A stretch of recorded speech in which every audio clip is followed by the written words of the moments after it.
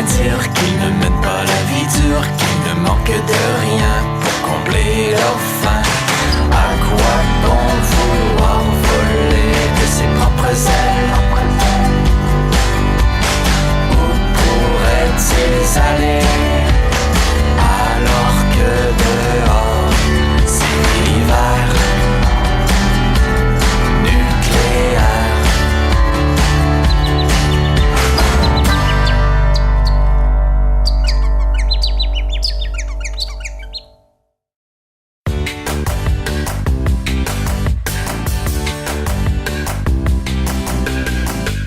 Salut, moi c'est Fred, je suis maître brasseur à la microbrasserie du Bois-Blanc. Moi c'est Martin, je suis l'autre maître brasseur à la brasserie du Bois-Blanc. On est tous les deux les propriétaires.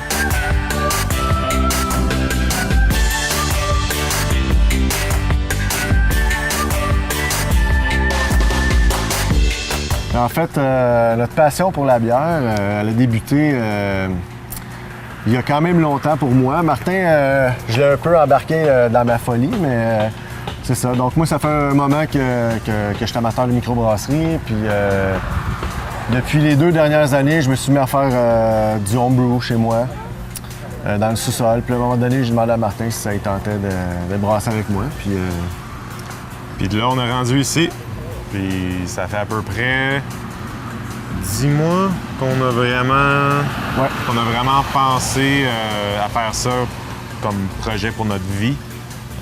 On a tous les deux arrêté nos jobs, on s'est mis à temps plein, je te dirais, c'est à peu près 8-10 mois. Ouais, entre 8 à 10 mois, on a tout arrêté ça ensemble, puis on a pris possession de la place, ce beau local.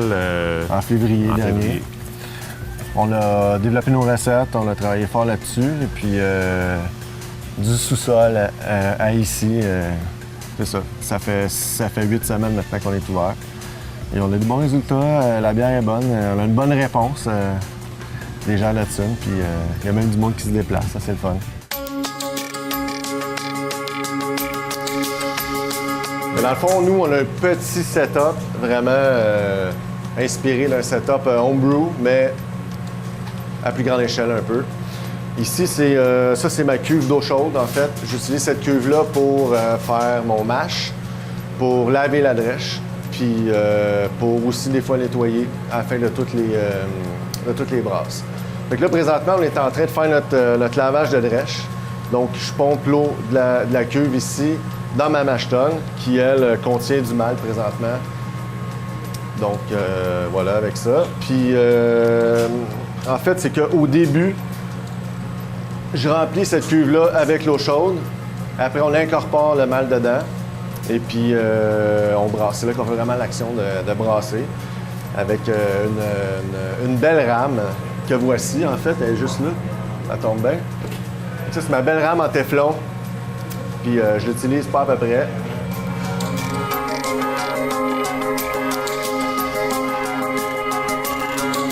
Donc, ici, on a nos sacs de malt.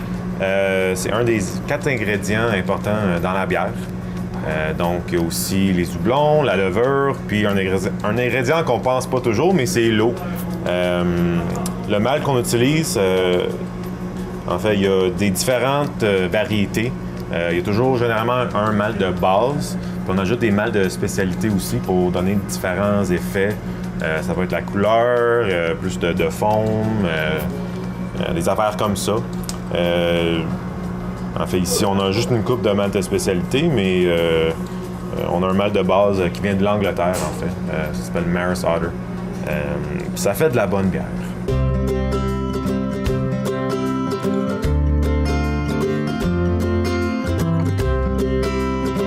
Bien, il est arrivé, moi j'avais déjà 2-3 petites recettes de mon bar.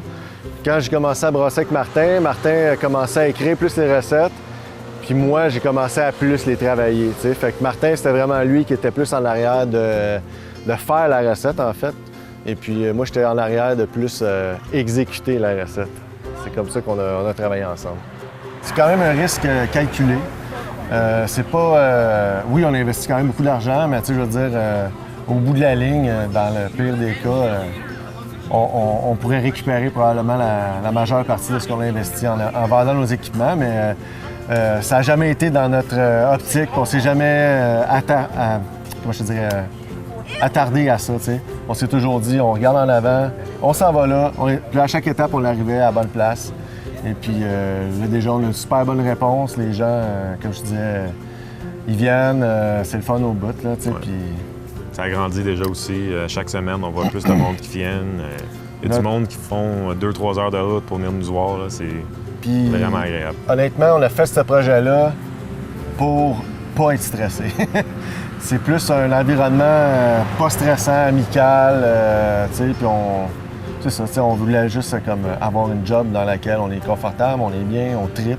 On voulait vraiment bien vivre. C'était vraiment ça le but du projet.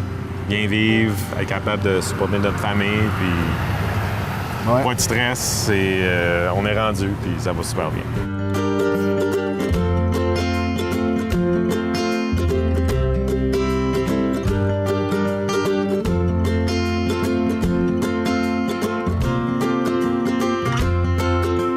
Fait qu'aujourd'hui, on est en train de brasser une IPA impériale qui s'appelle la Tempête divine. Donc, dans la mash tun, ça dure environ 75 minutes. Pendant 75 minutes, le malt, en fait, il libère tout son sucre. Puis, ce sucre-là est réutilisé pour faire la bière après. Après 75 minutes, moi, je fais un test. Je prends un échantillon, je vérifie avec de l'iode si le malt a bien fini de donner son sucre. Si mon test d'iode est bon, je commence à faire une recirculation. Fait que je prends le mou qui est en bas, je le renvoie sur le dessus pour filtrer naturellement ma bière, dans le fond. Une fois que ça, c'est fini, là, je transfère dans ma bouilloire. Dans la bouilloire, au fur et à mesure que ça monte dans la bouilloire, je réinjecte de l'eau chaude pour, en fait, arrêter le malt de produire du sucre. Fait qu'en envoyant dans la bouilloire, je remets de l'eau chaude par-dessus. Là, ben, c'est là qu'on appelle le lavage de drèche, en fait. Là, je remplis ma bouilloire jusqu'à temps d'avoir le bon volume pour faire ma batch. La bouilloire, elle, pour cette recette-là, c'est 1 heure de bouillage. Et puis là, c'est là qu'on met différentes sortes de doublons à différents moments. Puis étant donné que c'est une IPA, il y a beaucoup de doublons. Fait que c'est très amer, c'est très relevé en goût. Donc voilà.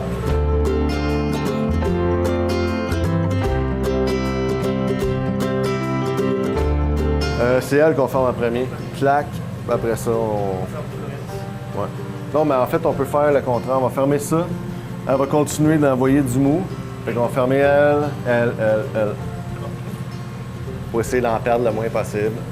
C'est sûr qu'au début, nous, en fait, on a commencé à brasser dans le sous-sol. Donc, Martin et moi, on s'est inspiré de recettes déjà existantes, des styles de bière. Puis là, après ça, on a brassé beaucoup. Puis à un moment donné, on est arrivé à des résultats très bons. C'est surtout comme ça que ça s'est passé pour nous. Puis il y a aussi le fait que on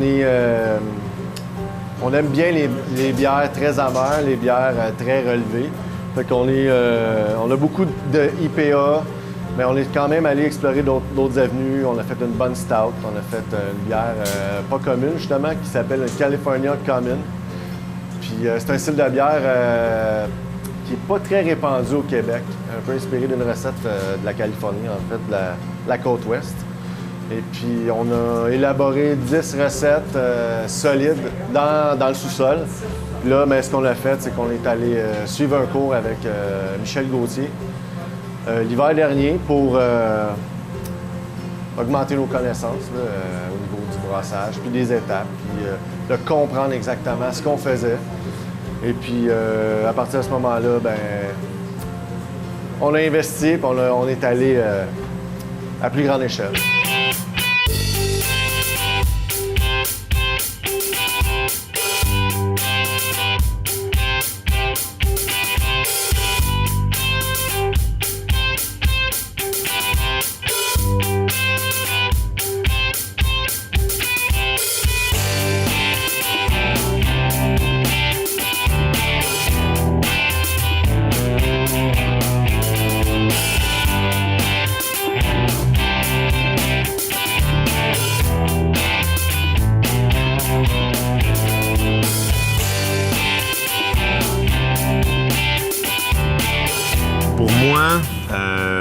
ma petite de bière préférée, moi, je suis un gars IPA, 100%. J'aime quand même une bière très bien balancée. Je pense, toi, Fred, t'es... Moi, je suis un peu partout. Moi, j'aime beaucoup de styles de bière. J'aime beaucoup les IPA aussi, mais j'ai exploré des trucs un peu plus funky. Là. C'est sûr qu'ici, on peut pas se permettre encore de bretter nos affaires puis faire des bières surettes, là, mais éventuellement, là, c'est quelque chose qu'on aimerait explorer. Mais c'est ça, fait que c'est pour ça qu'on a fait une bière de type California Common Ale. Une bière, on a fait aussi une bonne stout à l'avoine, puis ça ajoute quand même quelque chose de bien à notre sélection qui est plus axée sur les IPA. Et je pense pas qu'on va faire des compromis avec qu'est-ce qu'on va brasser. On va faire... Tu sais, on aime quand même la bière. On va toujours faire des bières qu'on va aimer parce que tu peux pas vraiment avoir de la passion pour quelque chose que t'aimes pas. Fait que c'est sûr qu'on essaie de plaire aux gens, mais en même temps, on fait ce qu'on aime, puis on essaie de proposer aux gens ce qu'on est le plus à l'aise. Ouais, c'est ça, venir dans notre monde, dans la petite folie, puis c'est comme ça, plus notre approche, mettons, que d'essayer de plaire à tout le monde. Puis, Donc, quand j'ai fini de tirer mon mou, en fait, c'est que on prend un pH au début, au milieu, puis à la fin. Puis je prends aussi des densités. Fait que je prends ma densité au début, je prends la densité à la fin de la mash tun, puis je prends aussi une densité dans la bouilloire. Fait que c'est 3 densités différentes. Ça me permet de savoir, en fait, de m'aider à améliorer mon efficacité. Fait que en fait, la densité du début me dit combien j'ai tiré de sucre direct du malt. La densité de la fin me dit combien est-ce qu'il y a resté de sucre dans ma mash tun par rapport à mon lavage de drèche. Puis là, après ça, la densité que je vais prendre dans ma bouilloire me donne la densité avec laquelle je vais devoir travailler pour atteindre ma densité finale.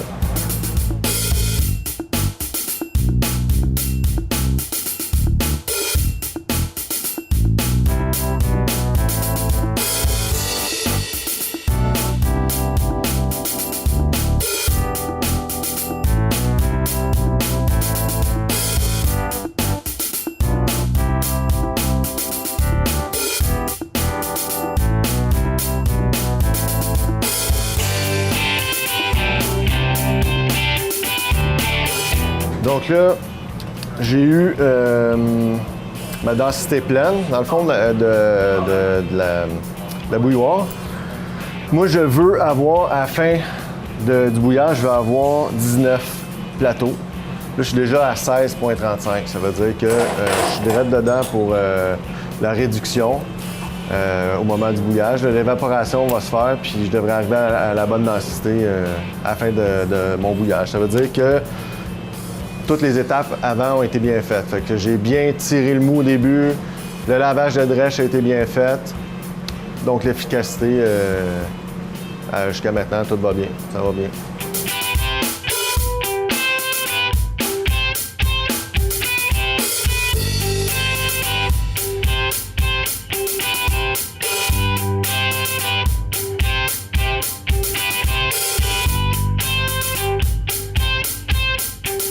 Fait que là, je viens juste de prendre mon échantillon de la bouilloire qui est à la fin de toutes les étapes. Donc, eau chaude qui s'est transférée dans la mash tun, le brassage, le lavage des drèches, puis ça, c'est tout rendu dans ma bouilloire. Puis, ce qui sort de là, c'est le mou. Le mou, c'est en fait tout le sucre qui était dans le malt qui est sorti. Et puis, c'est ça, en fait, le mou, c'est très sucré, ça goûte comme un bon gruyot sucré, je te dirais, du matin. Là, fait que c'est nourrissant, c'est plein de calories. C'est ce que la levure veut pour commencer à fermenter, dans le fond. Fait qu'elle, ce qu'elle va faire après ça, quand je vais envoyer ça à mon fermenteur, elle va manger le sucre, sécréter de l'éthanol, donc l'alcool, et du CO2. Une fois qu'elle a fini de sécréter, on va donner la levure, elle stabilise, puis ça fait de la bonne bière. Après ça va carbonater. Ça va être une autre étape. Je vais vous montrer plus tard.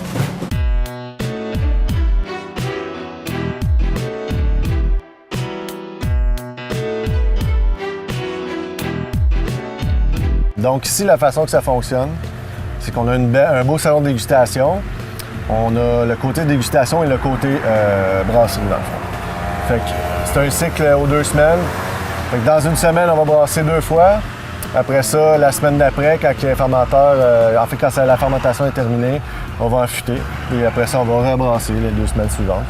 Donc on brasse 4 fois par mois, puis on affûte 4 fois par mois. Ça nous donne la chance d'avoir le salon de dégustation ouvert la fin de semaine. Puis quand quand on n'est pas dans le côté de la brasserie, on fait le côté business, puis on travaille ça, puis on veut quand même, ça roule bien, côté médias sociaux, marketing, tout ça, puis juste avancer la business.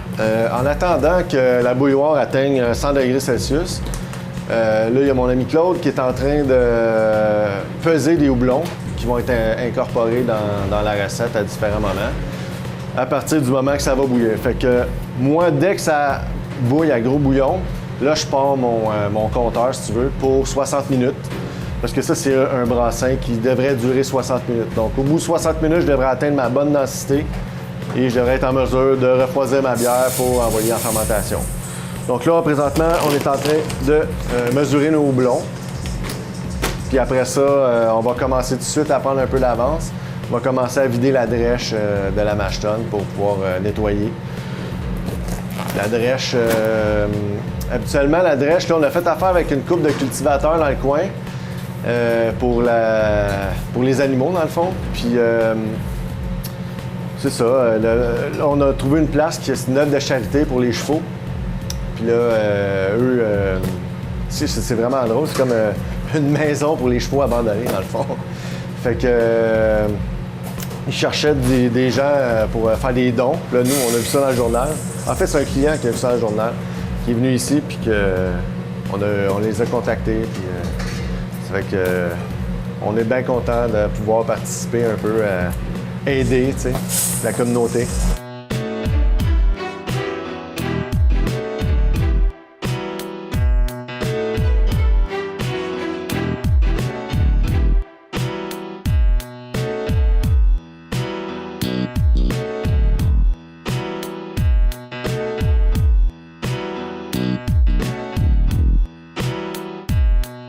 Donc ici, c'est la salle des fermenteurs.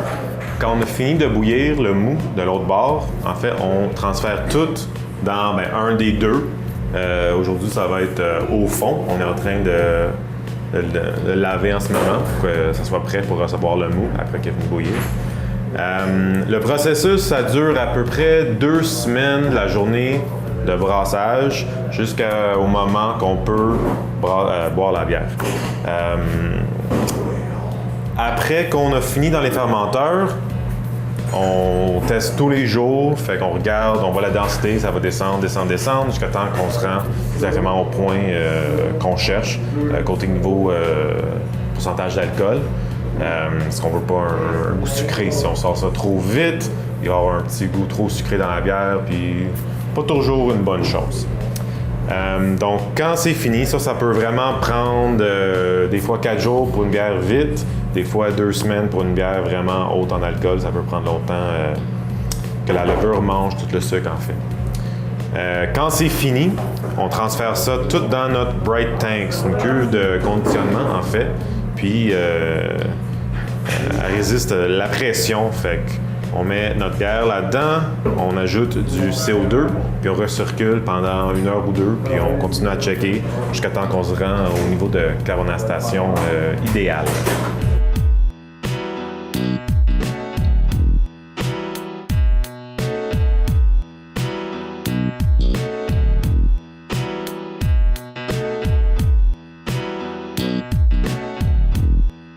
Donc, on est rendu à la meilleure partie. On peut actuellement boire la bière maintenant. On a en ce moment 5 sortes de bières ici à brasserie. La première qu'on a brassée, c'est la 42,2. C'est une California Common Ale. Il y a des goûts un peu caramel, un peu noisette, il n'est pas trop sucré, juste assez, un petit goût fumé. C'est vraiment une bière crowd pleaser pour tout le monde. Puis très très facile à boire, très rafraîchissante. Le nom, c'est assez drôle. Ça vient de 2 parties. Okay? Moi et Fred, on est assez des gros nerds. Fait que Un band qu'on aime beaucoup, c'est un band Tool, puis il y a une chanson qu'on aime, ça s'appelle 46 et 2.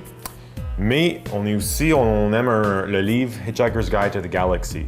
Puis dans ce livre-là, il y a une délégation, il arrive un gros ordinateur, puis demande c'est quoi the meaning of life, the universe and everything, en anglais.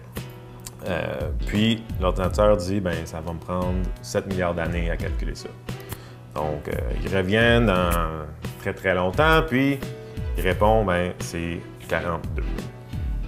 La délégation, elle regarde, puis oh non, c'est quoi la question? Fait que nous, le chiffre 42, c'est un peu le fun pour nous. C'est un film aussi. Mais on a tous des noms pour nos bières assez un peu out there. Comme ici, on a la Dark Soul, OK? C'est un peu franglais le nom, mais c'est un jeu de vidéo moi Fred aussi, on aime. Puis il y a bien du monde, quand on l'a sorti, ils ont trouvé ça. Ils posaient des photos de leur caractère, là, c'était assez drôle. Puis en fait, elle, c'est une stout impériale. C'est vraiment une grosse bière, mais super accessible. Elle est quand même sec, des goûts de chocolat noir, des goûts de café, un petit goût d'amertume. Vraiment dangereux, honnêtement. Très, très bonne. Même pour ceux qui n'aiment pas les stouts, là, on fait tout le monde goûter. Puis on a beaucoup de monde qui sont vraiment... Ils savent pas quoi s'attendre, puis ils l'essayent, puis ça devient leur bière préférée, puis ils buvaient même pas des stouts avant. La prochaine, c'est la Tempête Divine. Ça, c'était la deuxième bière qu'on a sortie au début. C'est une IPA impériale. Il y a des goûts de citrus, de pamplemousse, d'agrumes, mais il y a quand même un backbone de malt vraiment prononcé. Fait qu'il est super bien balancé, super facile à boire. En fait, comme toutes nos bières, on les trouve assez faciles à boire.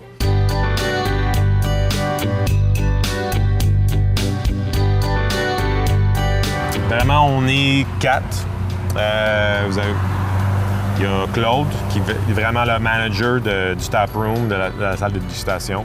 Puis il y a François, qui est devenu brasseur, puis il est vraiment incroyable. Là. Fait que c'est vraiment notre équipe de 4 en ce moment. Mais on se promène un peu partout aussi, parce que c'est ça, dans le fond, c'est une question de budget. Là, fait que on brasse, on sert le monde, on fait tout. Pour l'instant, c'est comme ça. Puis dans un avenir, on verra si on a une équipe, mettons, plus pour le service. Puis, se bâtir une équipe de brasseurs aussi. Donc ici, c'est la dernière qu'on a sortie il y a une semaine. C'est la Double IPA. C'est la Kraken. C'est comme le grand frère à la Tempête Divine.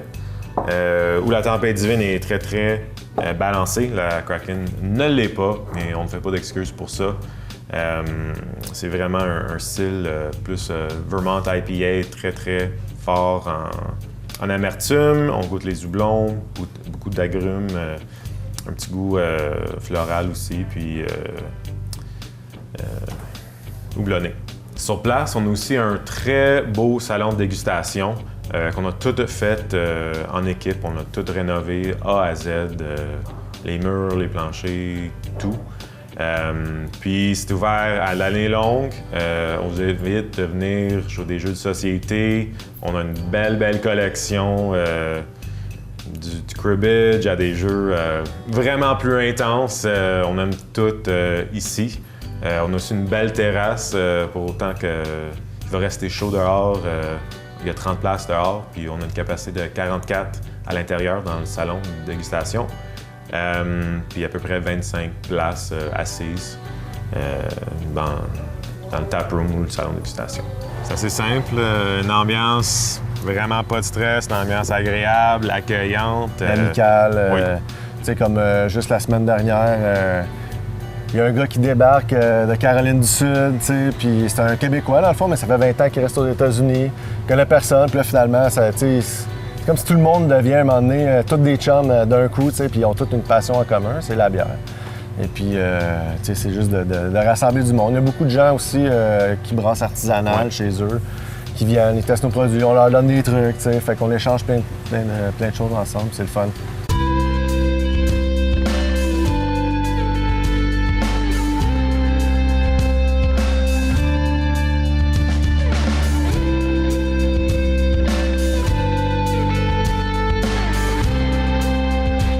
Donc, ici, on a des exemples de malt et c'est vraiment... Eux, ils sont pas moulus, mais c'est la même chose qui va dans nos bières. Donc, il y a différents niveaux de torréfaction. Ils sont rôtis plus longtemps, ils deviennent plus foncés. Puis, ça rajoute, comme pour la Stout, par exemple, la Dark Soul, il y a beaucoup de grains, il y a des grains assez foncés et ça fait ressortir les goûts de café, les goûts de chocolat, des affaires comme ça. Mais dans nos autres bières, c'est quand même pour des ales, des affaires comme ça. Généralement, c'est du malt assez moins foncé qui n'ajoute pas à la couleur dans ce niveau-là. Court à moyen terme, on veut avoir plus de fermenteurs, on veut faire plus de bière. Si on en rentre 2 autres, notre capacité elle va doubler. Fait que déjà, ça va rouler.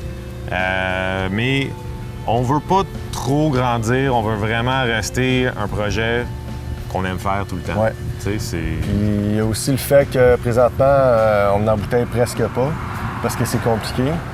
Il y a un de nos amis à Montréal, de la Biérothèque, à qui on a pour l'instant donné l'exclusivité en fait, là, parce qu'on embouteille tellement des petites quantités que c'est ça. On veut en fait se faire connaître. C'est un peu plus comme faire de la pub, là, distribuer notre bière pour l'instant. Et puis éventuellement, ça c'est une autre étape. Là, on aimerait avoir une embouteilleuse un peu plus performante parce que là présentement c'est du jus de bras. C'est tout fait en main. Pas tellement performant en ce moment. Fait que c'est ça.